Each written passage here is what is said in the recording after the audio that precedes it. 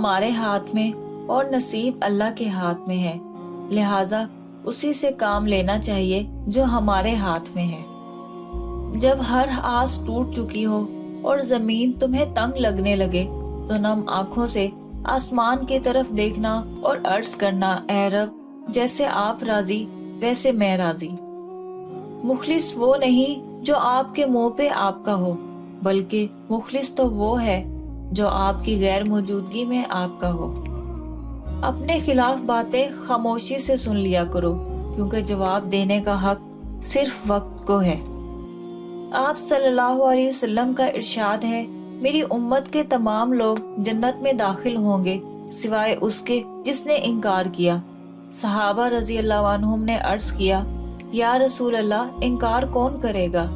آپ صلی اللہ علیہ وسلم نے فرمایا، جس نے میری اطاعت کی وہ جنت میں داخل ہوگا، اور جس نے میری نافرمانی کی سو اس نے انکار کیا۔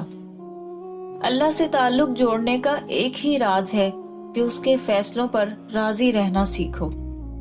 شک کی دیمک صدیوں پرانے تعلقات اور رشتوں کو بھی کھوکھرا کر دیتی ہے۔ علم ایک ایسا پودا ہے جسے دل و دماغ کی سرزمین پر لگانے سے عقل کے پودے اگتے ہیں۔ تمہاری وہ خاموشی جس کے بعد تم سے بات کرنے کی خواہش پیدا ہو، اس کلام سے بہت بہتر ہے جس کے بعد تمہیں خاموش کرا دیا جائے۔ اگر آپ کے اندر وہ آواز موجود ہے جو پکار پکار کر آپ کو بتاتی ہے کہ یہ چیز حلال یا حرام ہے، تو آپ اللہ کا شکر ادا کریں کہ آپ کا دل ابھی تک زندہ ہے۔ ان لوگوں سے محتاط رہو جو باتوں میں مٹھاس اور دلوں میں زہر رکھتے ہیں۔ حاسد کے لیے یہی سزا کافی ہے، جب تم خاموش ہوتے ہو تو وہ غمگین ہو جاتا ہے۔